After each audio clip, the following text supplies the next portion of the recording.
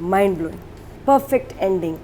ये बहुत बड़ा सरप्राइज और उफ हो गया था। फहद को देख लिया, अब गुजर जाएंगे कुछ महीने और नाज़िया जी तो पाकिस्तान देख लिया करें ना। नहीं मुझे नहीं, वो ड्रामे वाला, मुझे वो शो का एक अलग पैटर्न है, चीज़ें वो मुझे, मैं 2-3 दफ़ा इसके शो में गई हूँ फहद कर, मैं वहाँ जाके पता क्या हो जाती हूँ, ब्लैंक, ही नोज दैट, मैं ऐसे हो जाती हूँ क्या, अच्छा क्या करना है, कौन सा डब्बा, ये एंड आई एम लॉस्ट, मुझे नहीं समझ आती होगी तो फहद मुझे नहीं समझ आ रही क्या हो रहा है, क्या करना है, क्या हो रहा था।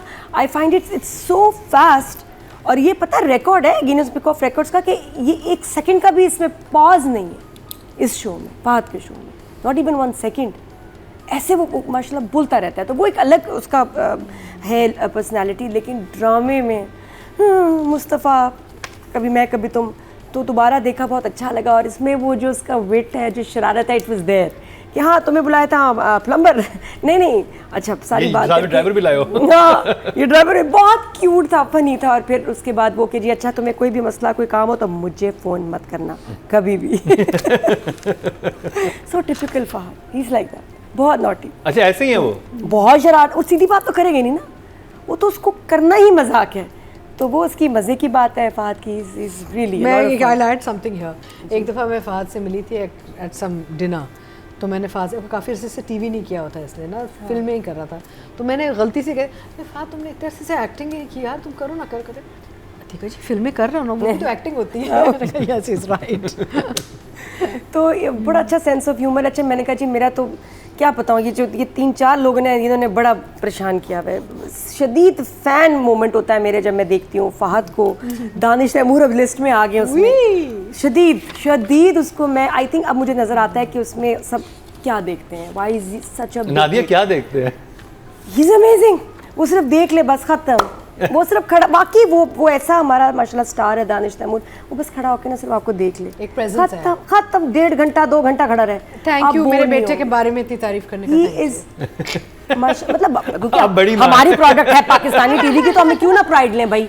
तो ये फहद, मुस्तफ़ा, दानिश तैमूर माशाल्लाह, और शहजाद नवाज, थोड़ा सा जरा एक वेरिएशन दूँ, शहजाद नवाज। ये वैसे वफादारी कहीं नहीं है, देख रहे हैं ना आप? है अच्छा। हमजा, और किस किस के नाम लूं भाई, आप छोड़े बस माशाल्लाह हमारे नहीं वैसे, हाँ कोई रह नहीं गया। मुझे तो आगा इतना हैंडसम लगता है, और भी इतने हमारे माशाल्लाह सारी लड़के कितने हैंडसम हैं, लड़कियां कितनी प्यारी हैं, तुम बताओ। लड़कियां तो हमारी है, दुनिया को पता है कि हमारी girls are so they have such sharp features, beautiful.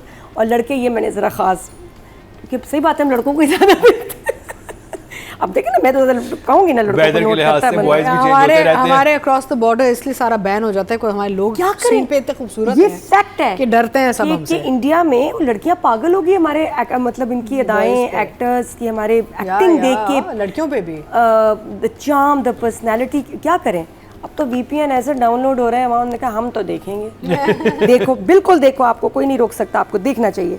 अच्छा उसके बाद क्या है कि हाँ बड़े मज़े के कुछ फ़नी सीन्स है, जैसे माया उसकी मदर के कि भाई किसका रिश्ता आ रहा है, किसका पता है ना, बहुत प्यारा। वो तो मेरी वैसी फेवरेट है ना बख्तावर, मेरा बेस्ट, इतना वो फास्ट। अब वो नॉर्मल सीन है, बट जिस तरह बेटी माया, मदर माया, माँ, छोटी बहन, किसका रिश्ता आ रहा है, किसका रिश्ता आ रहा है, मेरा। तो उसकी टाइमिंग, एडिटिंग बहुत प्यारी थी। आई थिंक बख्तावर को कॉमेडी करनी चाहिए, हर टाइमिंग इज अमेजिंग, और सीरियस फेस के साथ। मेरी तो इसमें और मैं थिएटर में देखी हुई है, मैंने पहले भी बताया था, मैं थिएटर में देखी हुई है, बहुत इस ड्रामे में। वैसे पता है एंड पे करना भी चाहिए हमें कि हमारा most favourite scene of Parwarish, और मेरा would be Bakhtawar's. I love this serial, लेकिन मेरे लिए बख्तावर का जहाँ बेटी के लिए खड़ी हुई है, उससे ना आगे कुछ है ना उससे पीछे।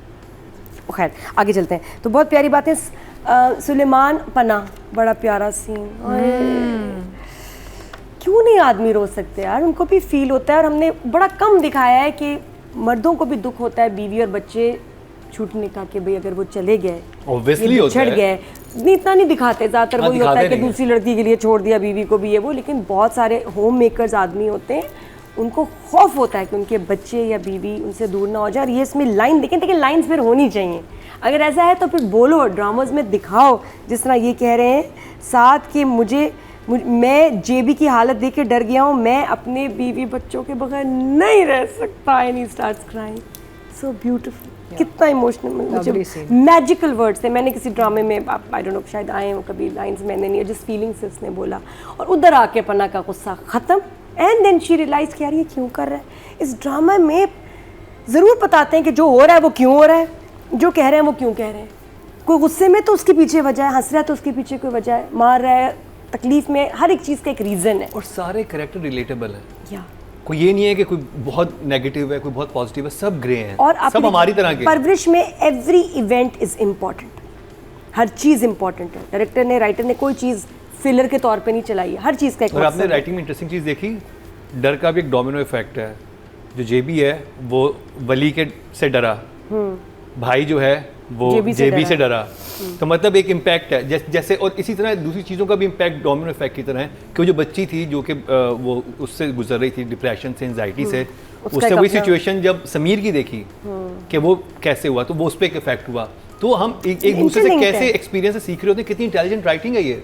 बिल्कुल, हम कितना दूसरों से असर लेते हैं अपने Inspire सराउंडिंग से। और ये होता है कि पता है, 2 लोग लड़ रहे हो ना, तीसरा भी लड़ने लग जाएगा। आप कहीं गुस्सा, अम्मी पापा लड़ रहे हैं, बच्चों को भी गुस्सा आ जाएगा। ये एक इफेक्ट है, होता रहता है, आप नेगेटिविटी ना फैलती है। अच्छा, तो फिर उसके बाद बड़ा अच्छा, जब माँ ने वली को बुलाया, और एक्चुअली वली के लिए अब सारे रास्ते घर की तरफ ही जा रहे हैं, तो बख्तावर ने भी कह दिया कि जी you will not get Maya till ये प्रॉपर रिस्पेक्टेबल तरीके से नहीं होता। बाप आएगा शादी पे, तुम्हारा कोई पढ़ाई का सिलसिला, बल्कि उससे भी ज़्यादा कि तुम घर आ जाओ।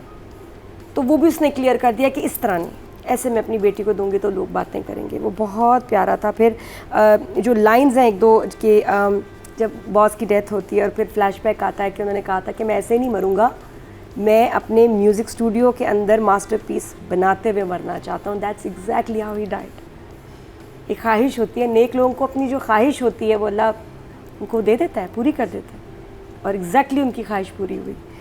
हाँ, वो भी बड़ा इमोशनल था।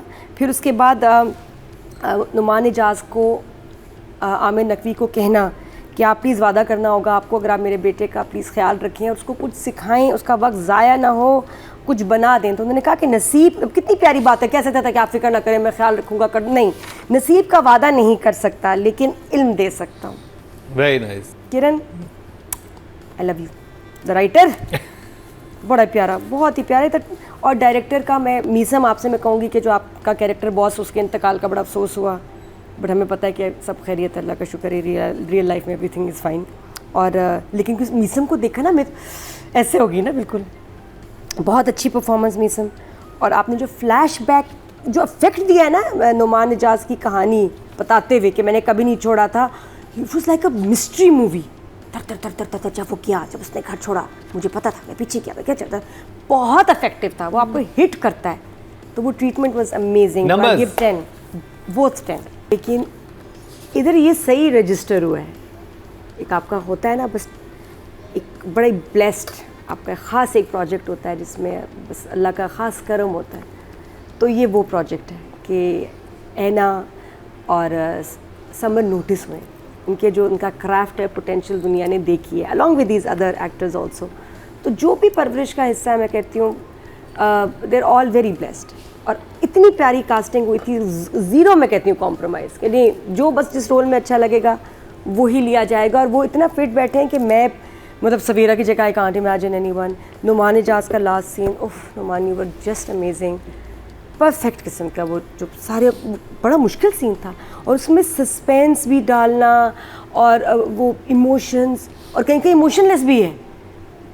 बहुत अलग लेवल का वो परफॉर्मेंस थी। और समर ने बड़ा अच्छा काम किया, मिट्टी जिस तरह उसने लगाई है अपने ऊपर, ये बताने के लिए कि भाई मेरा बाप ये था, तुम जितना अर्सा मैंने इसके साथ गुजारा है, तुम पूरी ज़िंदगी भी उतना बाप नहीं बन सके जो ये इसने मुझे बाप का प्यार और शफकत दी है। This is my father, not you. वो बहुत ही क्रेजी सीन था। तो और बगैर लाइंस के ना भी कहो तो सब समझ आ रहा था। तो एवरीबडी इज़ अ 10। और लड़कियों में माया का काम कम था, लेकिन जो उसका एक्सप्रेशन था ना, फादर उसका कहते हैं कि भाई वो ठीक है, रिश्ते की बात नहीं होगी, लेकिन तुम सही तरह जम के पढ़ना।